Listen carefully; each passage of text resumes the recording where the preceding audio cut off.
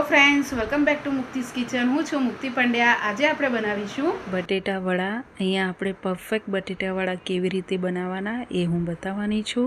અહીંયા બટેટા વડા અંદરથી સોફ્ટ અને ઉપરથી ક્રિસ્પી અને એનું જે પડ છે એકદમ પરફેક્ટ કઈ રીતે બનાવવાનું એ હું બતાવવાની છું. તો બટેટા વડા બનાવવા માટે સૌથી પહેલાં તમારે બાફેલા બટેટા લઈ લેવાના છે. મેં અહીંયા 5 થી 6 બટેટા બાફીને રેડી કરીને રાખ્યા હતા પહેલાથી. બટેટા બાફતી વખતે તમારે ખાસ ધ્યાન રાખવાનું કે એની અંદર પાણીનો ભાગ ઓછો હોવો જોઈએ અને સરસ એવા બાફીને બી રેડી થવા જોઈએ.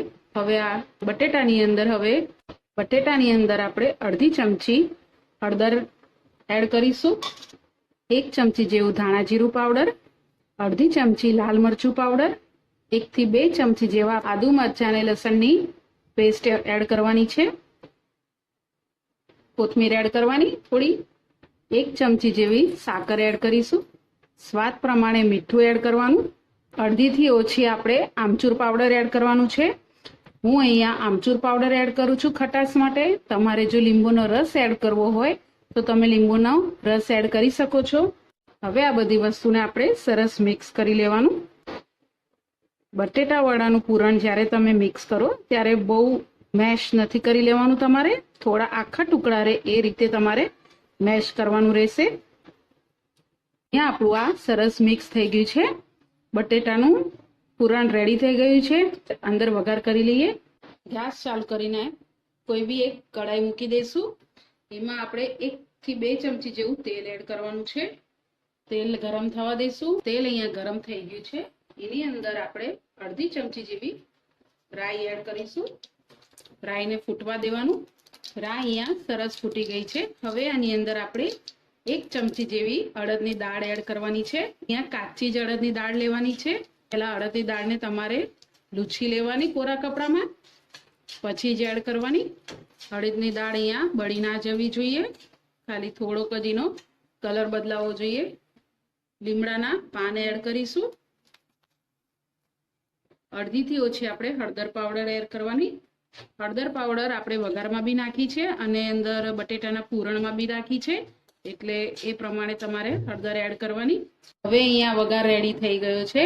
ગેસની ફ્લેમ બંધ કરી દેવાની અને આ વઘારને તરત જ જે આ બટેટાનું પૂરણ રેડી કર્યું છે એમાં એડ કરી દેવાનું.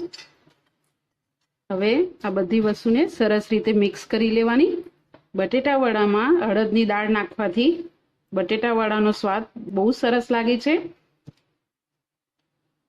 આ રીતે આપણે બધું મિક્સ થઈ ગયું છે.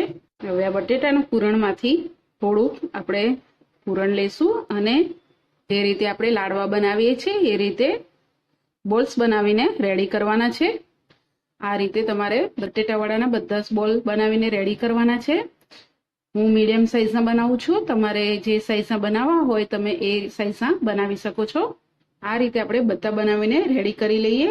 અહીંયા બધા જ બટેટા વડા વાળીને રેડી થઈ ગયા છે. બટેટા વડા માટે આપણે બેટર રેડી કરી લઈએ. બેટર બનાવવા માટે એક વાસણ લઈ લઈશું. એમાં આપણે 1 થી 1.5 કપ ચણાનો લોટ લેવાનો છે. એની અંદર પાણી એડ કરીને બેટર બનાવી લઈશું. એક સાથે પાણી તમે નહીં નાખતા ને તો તમારો લોટ જલ્દી તમને મિક્સ કરવામાં વાર લાગશે, એટલે થોડું થોડું પાણી કરીને તમારે એડ કરવાનું. અહીંયા સરસ મિક્સ થઈ ગયું છે. આ રીતની તમારી કન્સિસ્ટન્સી બેટરની રાખવાની છે. બહુ જાડી બી નહીં અને બહુ પતલી નહીં, એ રીતની તમારે રાખવાની. આની અંદર આપણે સ્વાદ પ્રમાણે મીઠું એડ કરવાનું છે. મીઠું તમારે બેટરમાં ખાસ ધ્યાન રાખવાનું, કારણ કે આપણે બટેટાના વડામાં બી નાખ્યું છે. ઇંચ ઓફ જેટલી હળદર પાવડર એડ કરીશું. અડધીથી ઓછું અજમો એડ કરવાનું. અડધીથી ઓછું આપણે આદુ મરચાંની અને લસણની પેસ્ટ એડ કરીશું. જે આપણે વડામાં એડ કરી છે એમાંથી થોડી કાઢી લીધી હતી મેં અને હું આ બેટરમાં એડ કરું છું. આવી રીતે બેટરમાં ઉપરથી એડ કરવાથી તમને જે બટેટા વડાનું પડ હશે એ તમને એકદમ મોરું નહીં લાગે અને એકદમ સરસ લાગે છે. ઝીણા સમારેલા કોથમીર એડ કરવાના. હવે આ બધી વસ્તુને આપણે મિક્સ કરી લેવાનું. અહીંયા આપણું આ બેટર રેડી થઈ ગયું છે. હવે આને આપણે 2 થી 3 મિનિટ માટે રેસ્ટ આપી દઈએ. રેસ્ટ થાય છે ત્યાં સુધી ગેસ ચાલુ કરીને આપણે કઢાઈ મૂકી દીધી છે. તેલને ગરમ થવા દઈશું. તેલ અહીંયા સરસ ગરમ થઈ ગયું છે. હવે આપણે આ બેટર રેડી કરીને રાખ્યું હતું એને એક વખત હલાવી લઈશું. હવે આની અંદર જે આપણે બટેટા વડાના બોલ્સ બનાવીને રાખ્યા હતા એ એડ કરી દેવાના આની અંદર. અને આ બટેટા વડાને આવી રીતે બેટરમાં ડીપ કરીને ચમચીની મદદથી, જો તમને હાથથી ફાવે તો તમે હાથથી બી કરી શકો છો. અને આને હવે ડાયરેક્ટ આપણે તેલમાં નાખવાનું છે. એડ કરી દેવાનું ધીરેથી. તમને જો ચમચીથી ન ફાવે તો તમે હાથની મદદથી બી કરી શકો છો. એક કડાઈમાં તમારે જેટલા આવે એટલા જ એડ કરવાના.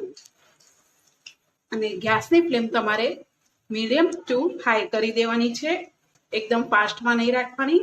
હવે મીડિયમ ટુ હાઈ કરી દેવાની તમારે. 3-1 મિનિટ જેવું થાય પછી તમારે આને ફરાવવાનું. ધીરે ધીરે આને આવી રીતે ફરાવતું રહેવાનું, જેથી બધી બાજુએ ફ્રાય થઈ જાય. વડાને તમારે સ્લો ગેસ પર તળવાના નથી, નહીંતર વડાની અંદર તેલ બહુ રહી જશે. વડા અહીંયા આપણા ગોલ્ડન રંગના થાય એવા તળવાના છે. હવે આપણા અહીંયા વડા તળાઈને રેડી છે. તમે જોઈ શકો છો કે આપણા વડા સરસ એવા ગોલ્ડન રંગના થઈ ગયા છે. આ રીતે બધા જ વડા એને રેડી થવા જોઈએ. તમે જોઈ શકો છો એકદમ જ સરસ વડા તળીને રેડી થયા છે. આવી જ રીતે આપણે બીજા બધા બી બનાવીને રેડી કરી લઈએ. અહીંયા આપણા બધા જ બટેટા વડા ફ્રાય થઈને રેડી છે. અને આ બટેટા વડા આપણા સોડા વગર બી એનો પડ એકદમ જ સોફ્ટ બન્યો છે. તમે જોઈ શકો છો. અને આ એકદમ જ પોચા અને મસ્ત બન્યા છે.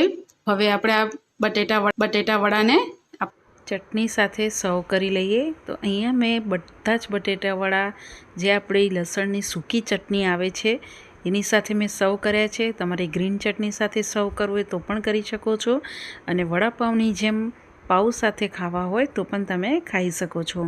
આ રીતે બટેટાવડા જરૂરથી બનાવજો. એકદમ પરફેક્ટ અને એકદમ સરસ બનશે. અને તમને જો મારી રેસીપી ગમે તો મારી ચેનલને સબસ્ક્રાઈબ કરજો, બેલ આઇકન પર ક્લિક કરજો અને એક લાઇક જરૂરથી કરી લેજો. Thank you for watching.